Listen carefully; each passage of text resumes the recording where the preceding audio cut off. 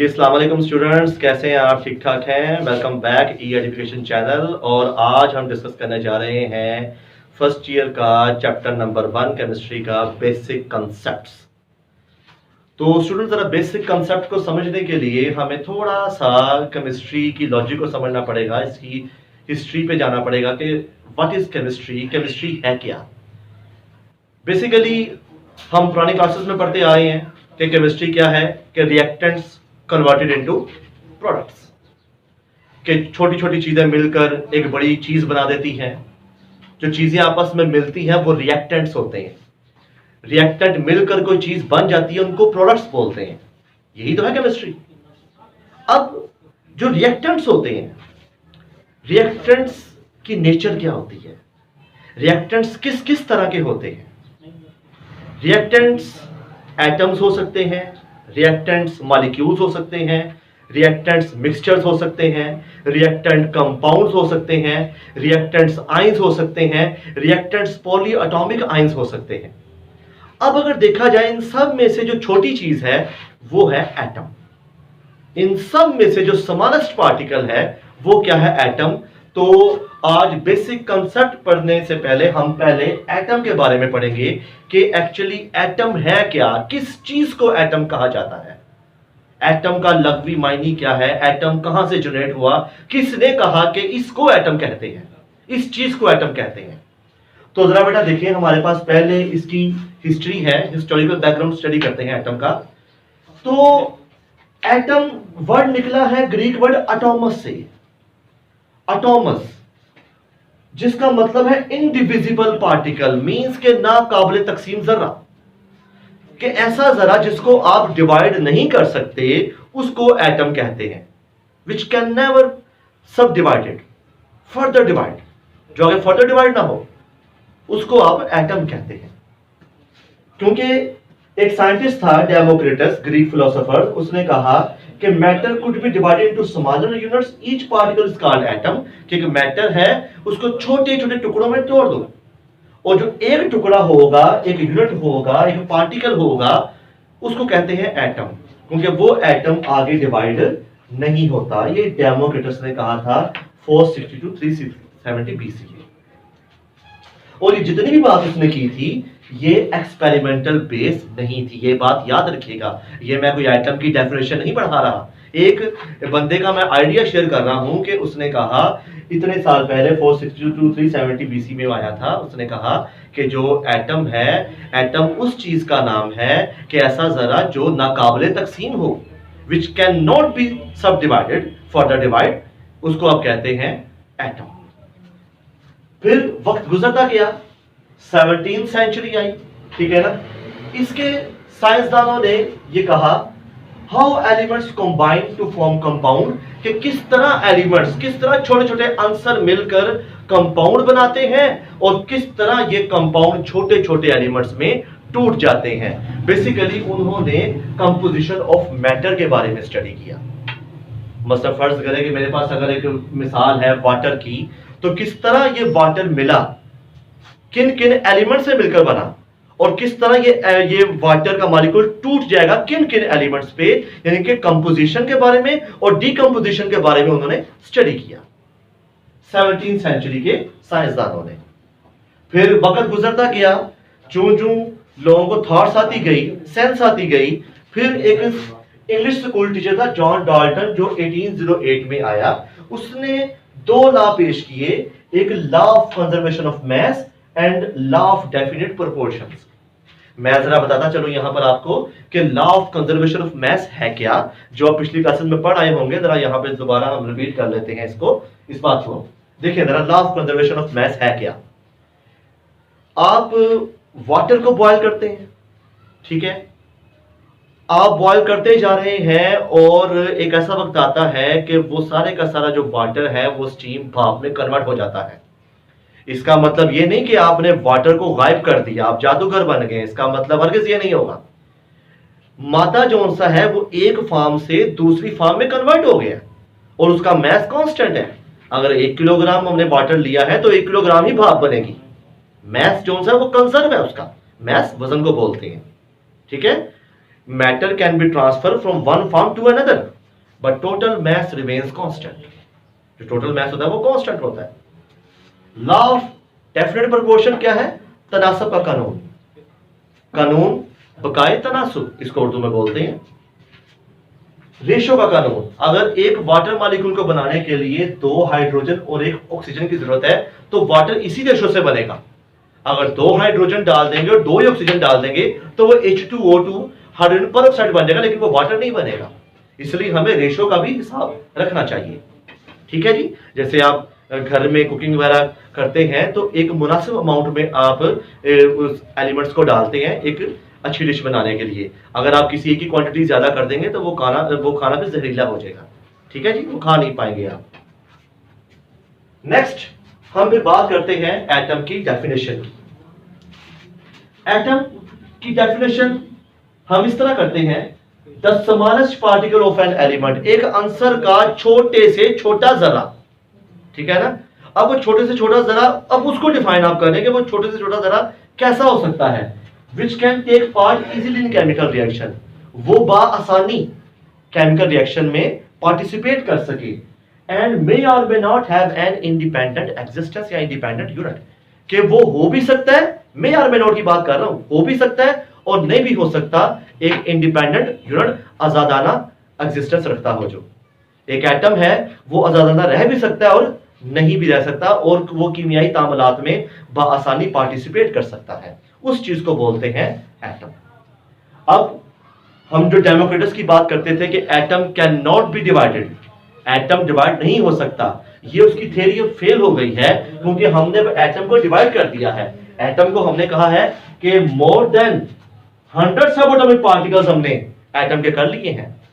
ऊपर जो मैंने मिसालें दी हुई हैं ये एटम्स की ही मिसालें हैं। ये हीलियम, नियॉन, आर्गोन एटसेट्रा, ये वो एटम हैं जो आजादाना बिहेव करते हैं, जो आजादाना रह सकते हैं यूनिवर्स में। ये hydrogen, boron, carbon, nitrogen, oxygen, sulphur etcetera और जितने एटम्स होंगे ये आजादाना तौर पर बिहेव नहीं करेंगे। तो एटम आजादाना रह भी सकते हैं और नहीं भी रह सकते, और इन एटम को के हमने 100 से ज्यादा हिस्से कर दिए हैं। हमारा पहले ये ईमान था, ये मानना था कि एटम को हम फर्दर डिवाइड नहीं कर सकते, लेकिन अब वो थ्योरी फेल हो चुकी है। अब हम एटम को डिवाइड कर सकते हैं। उसके एटम के 100 से ज्यादा हिस्से कर लिए हैं हमने। एक ऐसा particle which can never be seen by a naked eye, जो एक आम आंख से नहीं देखा जा सकता, उसके हमने 100 से ज्यादा हिस्से कर दिए हैं। ठीक है जी। और वो 100 हिस्से कौन से हैं? वो ये वाले हैं जी, electron, proton, neutron, positron, hydron, neutrino, anti neutrino etcetera etcetera. ठीक है जी। यहां पर देखिए आप, ये इलेक्ट्रॉन, प्रोटॉन, न्यूट्रॉन, ये जो 3 हिस्से हैं ये फंडामेंटल पार्टिकल्स हैं। ये बेसिकली क्या है? फंडामेंटल पार्टिकल ऑफ एटम है, जिनके ऊपर हमारा एटम बेस करता है, प्रॉपर्टीज बेस करती हैं। बाकी ये positron, hydron, neutrino, anti neutrino, quarks वगैरह और भी बहुत ज्यादा है, ये न्यूट्रल पार्टिकल्स हैं और ये न्यूक्लियस के अंदर ही रहते हैं एक एटम के। क्लियर? अगर डाल्टन एटॉमिक थ्योरी की हम बात करें तो वो कहता है कि matter is composed of same और डिफरेंट एलिमेंट्स, कि एक जो मैटर है वो सेम एटम पे भी मुश्तमिल हो सकता है और डिफरेंट एटम पे भी मुश्तमिल हो सकता है, और उनकी प्रॉपर्टीज भी आपस में वेरी कर सकती हैं। जैसे मैंने फिर अगेन यहां पे मिसालें 2 लिखी हुई हैं। ये O3 ओजोन है। ठीक है। ओजोन के अंदर 3 ऑक्सीजन के एटम हैं और तीनों ऑक्सीजन ही हैं, सेम है एटम। और यहाँ पर वाटर देखें, यहाँ पर 2 हाइड्रोजन है, 1 ऑक्सीजन है, दोनों डिफरेंट एटम है। ठीक है जी, दोनों डिफरेंट एलिमेंट है और इन दोनों एलिमेंट की प्रॉपर्टीज आपस में वेरी करेगी। ऑक्सीजन की प्रॉपर्टी कुछ और है और हाइड्रोजन की प्रॉपर्टी कुछ और है। अक्सर बच्चे ये गलती कर जाते हैं, वाटर के अंदर एलिमेंट 2 है, एटम 3 है। एलिमेंट 2 है, एक हाइड्रोजन और एक ऑक्सीजन। हाइड्रोजन की कितनी रेशो है? 2 एटम की, ऑक्सीजन की 1 एटम की, तो टोटल 3 एटम हो गए और एलिमेंट क्या है वाटर में? 2 होते हैं। क्लियर जी बात? अब आगे हम चलते हैं जे बर्जीलियस। बर्जीलियस ने आगे क्या काम किया? ये 1779 टू 1848, ये मैंने तारीख लिखी हुई है इसकी, ये तारीख को भी आप जरूर नोट करें, अक्सर इसके एमसीक्यूज आ जाते हैं। तो आप देखें कि जे बर्जीलियस ने क्या कहा, एटॉमिक मैसेज तजवीज किया और एक सिंबल ऑफ एटम्स तजवीज किए, कि जितने भी एटम्स दरियाफ्त हुए थे उनका एटॉमिक मैसेज को लिखा, लिस्टेड किया और साथ में सिंबल्स को लिस्टेड किया। मिसाल देता हूं आपको, ये देखें यहाँ पर ये सोडियम लिखा हुआ है, सोडियम का जो 23 है ये इसका एटॉमिक मास है और सिंबल Na, यानी कि सारी बातें अब एटम के ऊपर ही हो रही हैं। तो ये तो बेटा हमारे पास थी हिस्ट्री ऑफ एटम। इसके बाद अब हम चलते हैं एटम के होने का सबूत, कि एटम है भी कि नहीं, जिसका एक अलग पॉइंट बनाया गया है बुक पे, जिसको कहते हैं एविडेंस ऑफ एटम। अब बेटा हम एविडेंस ऑफ एटम की तरफ चलते हैं। बेसिकली एविडेंस का मतलब है सबूत, कि एटम के होने का सबूत क्या है, एटम का वजूद है भी या नहीं, उसकी एग्जिस्टेंस के बारे में बात करनी है हमने, कि एटम होता भी है या नहीं होता। एटम को देखने का सबूत या उसका सबूत है ना कि बाकी एटम है, एविडेंस ऑफ एटम। बेसिकली इस टॉपिक के अंदर हम दो चीजें डिस्कस करेंगे, एक है माइक्रोस्कोप, एक है एक्सरे स्टडी। सबसे पहले बेटा हम बात बताते हैं आपको कि एक चीज को देखने के लिए बेसिकली हमें चाहिए होती है लाइट, ठीक है। अगर लाइट नहीं होगी तो मैं और आप हम एक दूसरे से मुखातब नहीं हो सकेंगे, देख नहीं सकेंगे।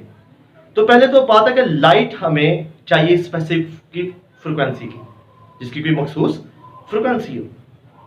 अब जरा देखें कि हम अगर आम सी माइक्रोस्कोप लेते हैं, उसके अंदर जो लाइट यूज होती है वो यही सूरज की व्हाइट लाइट यूज होती है, और इस लाइट की फ्रीक्वेंसी बहुत लो होती है, बहुत लो।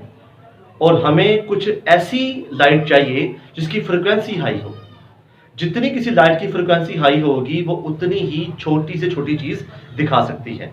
जैसा कि मैं पहले ही आपको बता चुका हूं कि एक एटम को आप आम आंख से नहीं देख सकते, इट मींस कि वो बहुत छोटा है। अब उस छोटी से छोटी चीज को देखने के लिए हमें जिस माइक्रोस्कोप की जरूरत है, उसके अंदर जो लाइट यूज होगी वो हाई फ्रीक्वेंसी की लाइट होगी। तो उसके लिए हम यूज करेंगे इलेक्ट्रॉन माइक्रोस्कोप।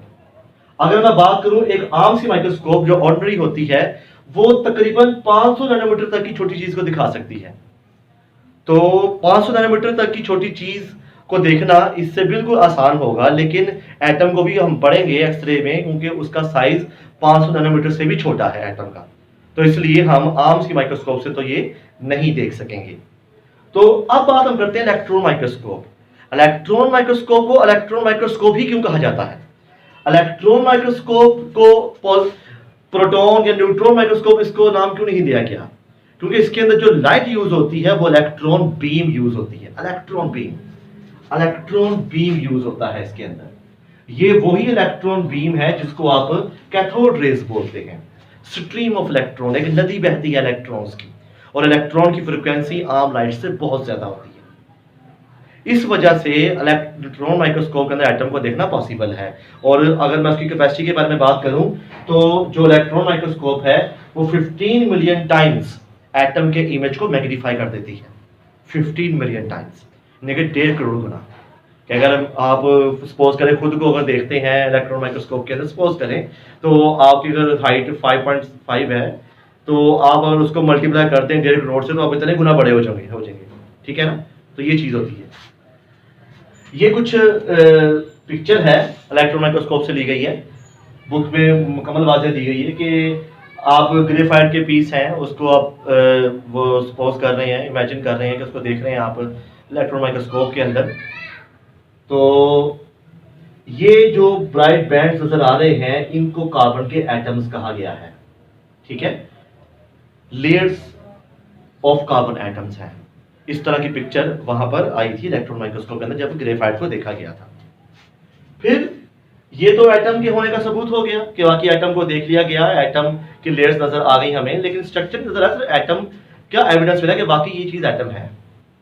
अब अगर एक्सरे की बात करें तो ये 20th सेंचुरी में एक्सरे जब आई तो एक्सरे ने दो काम किए, एक साइज ऑफ द एटम, एक mass ranging of atom. Size of the atom जो सा है, ठीक है, यहां पर आप देखें कि एटम का मैक्सिमम साइज कितना हो सकता है? 0.2 नैनोमीटर।